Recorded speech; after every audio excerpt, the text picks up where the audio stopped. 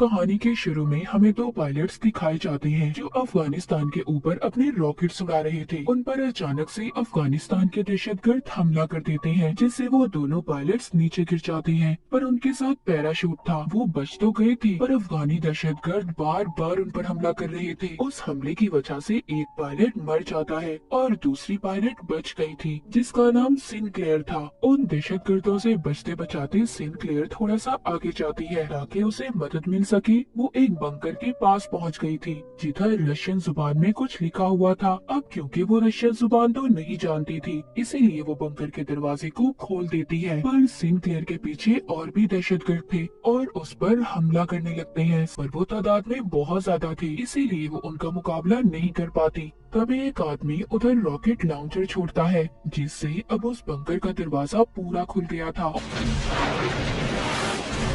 और सिनक्लेयर भी अंदर चली जाती है। जाहिर सी बात है, ये मुसीबत में थी, इसीलिए अपनी जान बचाने के लिए अंदर चली जाती है। ये अंडरग्राउंड बंकर था। वो सीढ़ियों की मदद से आहिस्ता आहिस्ता नीचे उतर रही थी, पर उसके पीछे दहशतगर्द भी थे। दरअसल ये बंकर काफी अरसे से बंद था और यहाँ पर लाइट भी नहीं थी, इसलिए सिनक्लेयर लाइट रॉड से आगे बढ़ती है। वहाँ पर इसे काफी अजीब अजीब चीजें नजर आती है। यहाँ पर बहुत सारे एक्सपेरिमेंट का सामान था और तो और एक डॉक्टर भी मरा हुआ था। उसकी लाश को देखकर ऐसा लग रहा था कि बहुत सालों पहले वो यहाँ पर मरा होगा। उधर और भी लाशें थी जिनको देखकर ऐसा लग रहा था कि उनके ऊपर बहुत सारे एक्सपेरिमेंट तजुर्बे किए गए हों। इधर टेबल पर बहुत सारे पेपर्स भी थे, जिससे ये बात तो साफ थी इधर कोई खुफिया तजुर्बे किए जाते थे। वहाँ पर एक छोटा सा कैमरा रिकॉर्डर भी पड़ा था, जिसको सिनक्लेयर उठाकर अपने पास रख लेती है। बंकर में दहशतगर्द भी पहुँच गए थे। उनको बिजली का सिस्टम भी मिल जाता है, जिससे वो सारी लाइट्स को जला देते हैं, इसलिए पूरा बंकर रोशन हो जाता है। सिनक्लेयर के पास कोई रास्ता नहीं बचा था कि वो अंधेरे में छुप पाती।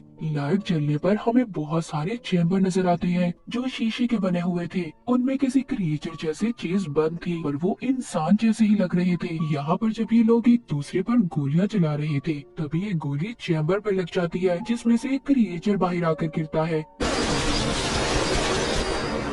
वहाँ पर सब दहशतगर्दों को ये लग रहा था कि ये मर चुका है या फिर कोई जानवर है, इसीलिए ये उस पर प्लास्टिक शीट डाल देते हैं और सिनक्लेयर का पीछा करने लगते हैं। सिनक्लेयर उस बंकर में पाइप्स में जाकर छुप जाती है। तभी वो क्रिएचर जिंदा हो जाता है जो चैम्बर से बाहर आया था और सभी दहशतगर्दों को बहुत ही बुरी तरह मारने लगता है। मतलब ये क्रिएचर नींद से जागा था, ये किसी तजुर्बे का हिस्सा था या फिर इसके पीछे की सच्चाई कुछ और ही थी। सिनक्लेयर भी अपनी गन का इस्तेमाल करके और आदमियों को मार देती है। उधर वो क्रिएचर सबको बुरी तरह से चीर कर खा रहा था। ये इस बंकर से भागने की कोशिश कर रही थी, तभी एक आदमी इसको पकड़ लेता है, पर क्रिएचर उस आदमी को भी पकड़कर खा जाता है।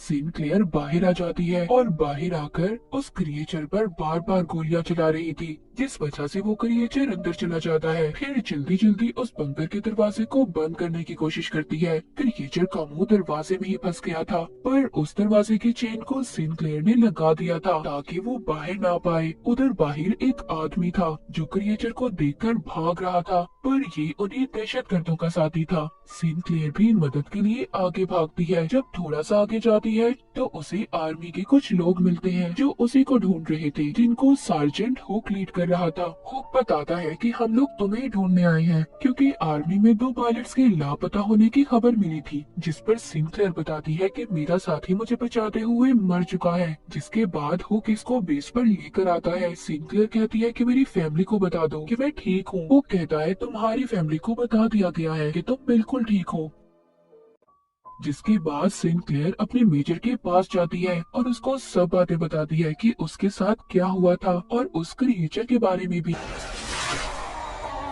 पर वो उसकी बात सुनकर कहता है कि ऐसा कुछ नहीं है, बस तुम पर कुछ लोगों ने हमला किया था, तुम मुझसे डर गई हो और मेरे ऊपर सारी जिम्मेदारी है। मैं अपने सोल्जर्स, अपने सिपाहियों को मुसीबत में नहीं डाल सकता उधर दोबारा भेजकर। और जिस बंकर की बात कर रही हो, ऐसा कोई बंकर नहीं है यहाँ पर। सिनक्लेयर कहती है अगर आप मेरी बात नहीं मानना चाहते तो मुझे घर भेज दें। जिस पर मेजर कहता है कि अभी कोई वापस नहीं जा सकता और उसे जो कैमरा रिकॉर्डर मिला था उसको भी अपने पास रख लेता है। जिसके बाद सिंक्लेयर हुक से मिलती है और उसे बताती है कि पता नहीं क्यों मेजर मेरी बातों पर यकीन नहीं कर रहा।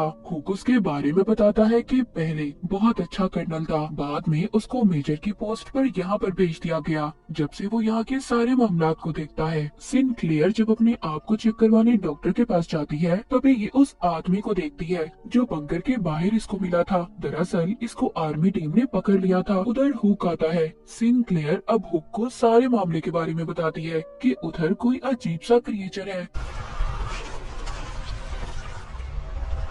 हुक सुनकर कहता है कि अगर तुम सच कह रही हो तो हमें वो सैटेलाइट पर क्यों नहीं नजर आया। वो बताती है कि वो बंकर काफी अरसे से बंद था और उस पर रशियन जुबान में कुछ लिखा हुआ था। तभी वो आदमी बोलता है जो दहशतगर्दों का साथी था, उसको रशियन जुबान आती थी। वो कहता है उधर लिखा था डू नॉट ओपन, आप इसको नहीं खोल सकते और तुमने उस बंकर को खोलकर बहुत बड़ी गलती की है। सिंक्लेयर आगे बताती है उधर बहुत सारे चैम्बर थे, उनमें कोई चीज थी और वो इंसान तो बिल्कुल नहीं थे जिसने हम पर हमला किया था। वो आदमी कहता है हाँ मैं भी इस बात को मानता हूँ। हुक कहता है अगर ऐसी बात है तो जिस जगह के बारे में मुझे तुम बता रही हो वो तो मुझे बहुत पुरानी लगती है, शायद वो कोई 30 साल पुराना होगा और फिर तो ये बात मानी जा सकती है। उधर कोई इंसान तो नहीं था सिंक्लेयर जिसने तुम पर हमला किया। उधर मेजर को दिखाया जाता है जिसको अपने कर्नल की कॉल आती है जिसने उसे सिंक्लेयर से कैमरा लेने का कहा था। मतलब कोई राज तो था जो सबसे छुपाया जा रहा था। उस बंकर में अब सभी क्रिएचर्स जाग चुके थे और आहिस्ता आहिस्ता बाहर आने लगते हैं।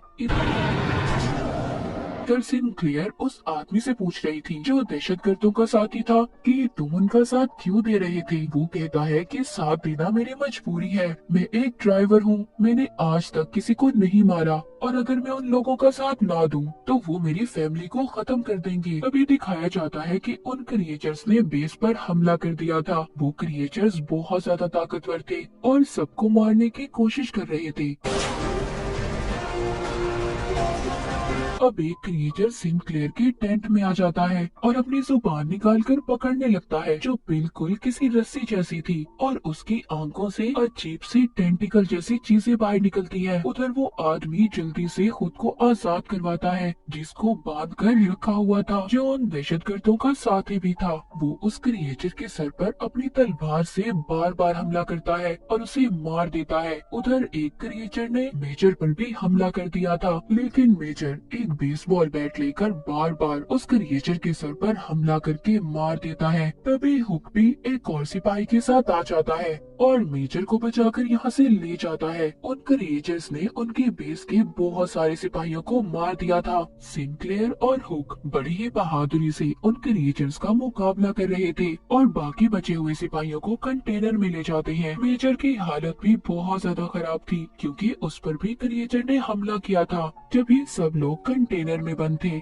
बाहर वो क्रिएचर्स अपने क्रिएचर साथी और सिपाहियों की लाशों को उठाकर साथ ले जा रहे थे। इधर कंटेनर में वो आदमी जो दहशतगर्दों का साथी था। सब कहते हैं क्या इस पर एतबार किया जाना चाहिए। सिंक्लेयर कहती है हाँ हम इस पर भरोसा कर सकते हैं। हुक उससे कहता है देखो अगर तुम कुछ जानते हो तो प्लीज मुझे बता दो। वो बताता है जब मैं पैदा भी नहीं हुआ था मेरे मुल्क पर रशिया का कब्जा था, तभी एक सितारा जमीन पर आकर गिरा तो सभी वहाँ के लोगों को ये लगा कि ये गॉड का कोई निशान है, पर वो एक जंग का निशान था लेकिन असल में वो किसी एलियन शिप जैसा था। फिर हमारी जंगें होना शुरू हुई, अफगानियों के पास और भी बहुत अच्छे हथियार आए, सब कुछ आहिस्ता आहिस्ता ठीक हो रहा था। इसके बाद हमारे गांव से कभी कोई औरत गायब हो जाती तो कभी कोई आदमी। कुछ लोगों की तो बहुत बुरी हालत में लाश मिला करती थी जिससे सबको ये लगता था कि ये काम किसी जानवर का है, पर ऐसा नहीं था। मेरे डैड इस बात का पता करने कुछ गांव वालों को लेकर बंकर तक गए जिसके बाद वो कभी वापस नहीं आए,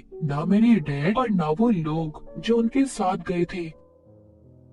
ये सारी कहानी सुनने के बाद अगली सुबह जब ये कंटेनर से बाहर आते हैं तो बेस पर कोई भी नहीं था। वो क्रिएचर्स अपने साथ सभी सोल्जर्स सिपाहियों की लाशों को ले गए थे। ये एक टेंट में आते हैं जहाँ पर एक क्रिएचर था लेकिन वो मर चुका था। शायद इस क्रिएचर के साथ ही इसे साथ ले जाना भूल गए थे। वहाँ पर एक सिपाही इसको देखने लगता है, उसका मुआयना कर रहा था। उसके दांत किसी शार्क जैसे थे और जिस्म किसी शील्ड जैसा। इसीलिए उन क्रिएचर्स को गोलियों का भी असर नहीं होता था। वो जब उस क्रिएचर को और करीब से देखता है तो उसे पता चलता है कि इसके अंदर ह्यूमंस इंसानों के सेल्स मौजूद हैं। मतलब ये क्रिएचर इंसान ही थे।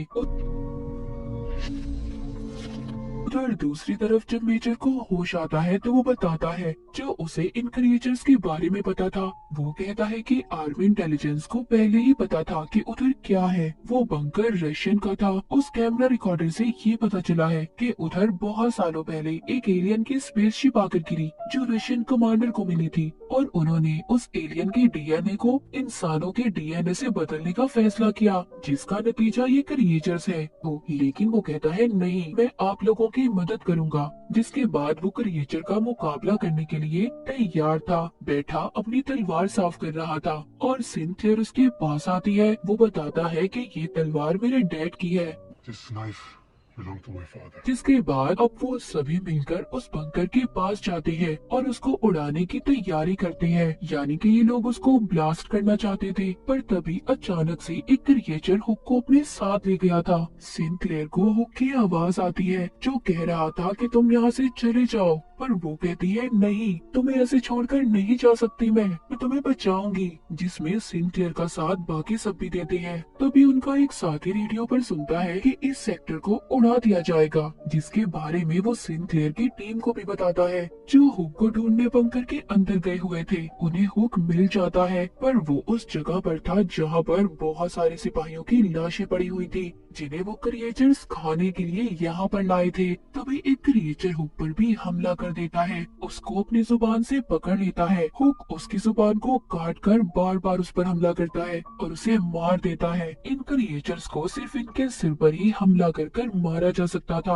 आगे चलते हुए सिंक्लेयर को एक बहुत बड़ा चैम्बर नजर आता है। इसमें वही एलियन था जो सबसे पहले उस रात जमीन पर अपनी स्पेसशिप में आया था। इसके डीएनए से ही सारे एक्सपेरिमेंट तजुर्बे किए जा रहे थे। तभी वहाँ पर बहुत सारे क्रिएचर्स इन पर हमला कर देते हैं। इनका एक साथी उधर अपने साथ बॉम्ब लेकर उन क्रिएचर्स के पास चला जाता है, जिससे बहुत से क्रिएचर्स मारे जाते हैं, मगर साथ ही उनका बेचारा साथी भी मारा जाता है। अब सिंक्लेयर, हुक और उनके साथ सिर्फ एक साथी बच गया था। वो लिफ्ट तक पहुंच जाते हैं और अपने साथी से ऊपर खींचने का कहते हैं, जो बाहर था और इनका इंतजार कर रहा था। वहाँ पर उस पर कुछ दहशतगर्द हमला कर देते हैं, जिससे वो इन्हें ऊपर खींच नहीं पाता और उसकी गाड़ी उल्टा इनकी तरफ आ रही थी, क्योंकि धमाके की वजह से लिफ्ट जाम हो चुकी थी। उधर नीचे सिंक्लेयर और उसके साथियों पर क्रिएचर्स दोबारा से हमला कर रहे थे। वो आदमी देखता है जो दहशतगर्दों का साथी था। उन क्रिएचर्स में से एक उसके डैड थे, क्योंकि उस क्रिएचर के हाथ पर भी बिल्कुल वैसी ही घड़ी थी।